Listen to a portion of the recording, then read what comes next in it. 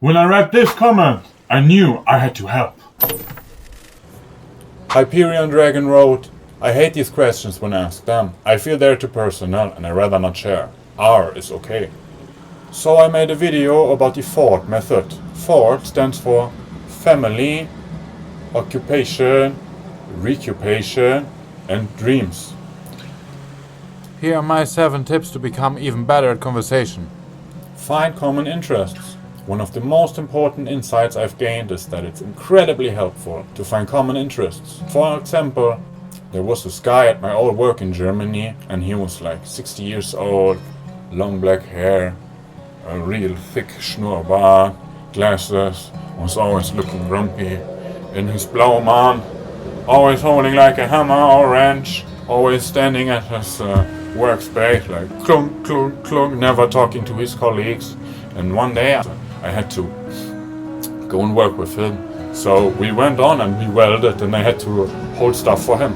And I started talking about my 3 Maine Coon cats, Loki, Larry and BME, and what they are up to and what they are doing. And this guy stopped welding, laid down his device, put up his vizier and was like, I love cats. Me and my wife, we have 3 stray cats at home and we help them to get feel better and get adopted, and one of them is called Prinzessin, and then he mimicked, like he wanted to show me what she's doing when she's laying on her back rolling around when he's playing with her. And from that day on, the dude was really nice to me and opened up just because I was open to him. And from that time we always had good conversations. We became friends. He was nice to me, he was grumpy to others because he opened up, he loosened up because we found common interests. So how can you get better at this? Listen actively to what the other person says and note hints about their interests. Prepare for conversations by researching general interests and writing them down on a piece of paper. Just ask questions to learn more about your counterpart's interests. What do you do in your free time? What do you and your friends do to have fun? Where did you travel the last time? Varied and personal questions, instead of always asking the same about the weekend. Ask personal questions and also share things about yourself, but it's like you can choose what you share and what you don't choose. So you don't have to share details you're uncomfortable with sharing. For example, you don't like talking about your sister, your father, your mother. Just don't mention it and bring the conversation somewhere else. So one time I met this person and we had a conversation for a bit and I asked, if you could travel anywhere in the world tomorrow, just go on a plane and fly, where would you go? And she said, Japan. And we ended up talking about Japan, about the last vacations we had, and so on. You could also ask, if you had $1 million or euros, what would you do? What would be the first thing you do? If you could quit your job and you could do anything, what would you do? Like, I don't know, going to Australia, working for a zoo, working for NASA, really being an astronaut, you know. That takes the conversation on to another level because no one ever asks questions like that. Not I ask questions like that. Other people. And they talk and talk. You could even have a whole conversation with just them talking basically, if you're really good at it. And practice, practice, practice. So again, how can you get better at this? Make a list of interesting questions to ask. Practice sharing personal stories and experience to build trust. And you could also write down things you would share with someone that are personal and things you would not share.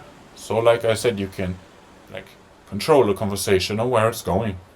You should be curious and interested in the answers others give and that you give to people. You shouldn't be like, oh, okay, 9. Point 3. Ask open-ended questions. Ask open-ended questions that start with what, how, or why, instead of questions that can be answered with yes or no. This leads to much deeper conversations. I said, what would you do if you had $1 million? Instead of saying, do you like dogs? Yes. No. You can say, what do you think about dogs? And they have to think.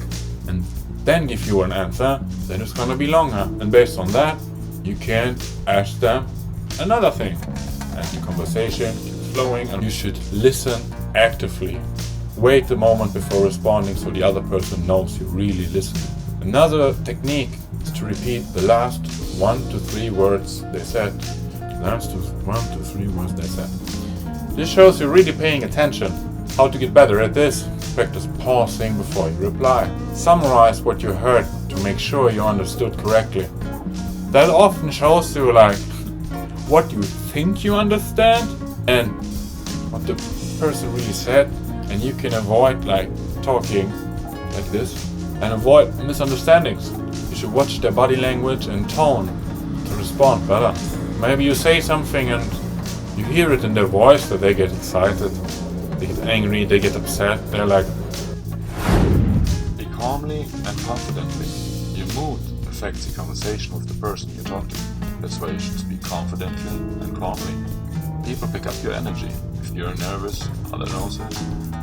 They see when you are angry, nervous, sad, disinterested. However, if you are open, calm, and confident, they will respond similarly. Of course, some people don't want to talk, but then, what happens? Nothing. You walk away, 3 seconds later everyone has forgotten. Practice talking to strangers and people at work. Don't be afraid, don't take it personal if someone rejects you. It has nothing to do with you. Maybe they just had a bad day. People mostly respond positively and want to talk. You do it yourself, don't you? I wanted to get to know more people and improve my social skills. You can watch as many videos as you want, but the best way to improve is to practice in real life. After doing it for less than 4 months, I became really comfortable and confident talking even to strangers. Stop overthinking. Sometimes, if I get nervous, I just take a deep breath and go for it. It's like jumping into a pool from a 3-meter diving board for the first time. It looks dangerous, but after you've done it once or twice, it's not that scary anymore. Write down what you learn and set goals, like talking to one new person every week. It could be in the store, at work, at the gym, anywhere. Set goals and work on them every day. When you accomplish one, okay, that's done. Keep a book or use your phone to write down what you've learned and set these goals. This will help you track your progress and stay motivated. You should go out and look for opportunities to meet new people. You can go alone to a bar, you can go alone to a mall, you can go alone to parks. There's people everywhere. You can start out by talking to old ladies and old men, or people your age, and then move to girls if that's what you're after. Another important lesson I learned is that people mirror your energy. When I'm happy and open and I go around, oh kids, oh hello, how you doing? Oh, I wish we could. Everyone also responds like that. How to get better at this is you can work on improving your own mood and staying positive. Find ways to motivate yourself and stay in a good mood. You should notice consciously how your mood affects reactions of your conversation partners. Whereas if I walk around all sad oh hello man. Of course no one wants to talk to me, and on the first day I'm the guy with the bad mood. Okay, he has a bad mood. The next week I'm the moody person, and in the 3rd week I become the person who's always sad. And so you should always be conscious and be mindful about your feelings, and always think, stop. Where does my emotion come from? I get sad, I get triggered, I get angry, but why? These were my 7 points about how to improve conversation further. If you could learn something, I really hope you make some notes. I really hope you wrote something down, and I really hope you can use something practical and that you can practice. And always remember, practice, practice, practice. When I started wanting to be more outgoing, I thought I could never do it. But after 6 months, I'm very confident starting conversations with everyone, and I know you can also do it. So just keep on doing and write me in the comments if you need help with something, or if you feel stuck. No, and I try to respond to that, and it would make me and it will make me very happy. If you would like, maybe leave a subscribe. So we see you in the next episode.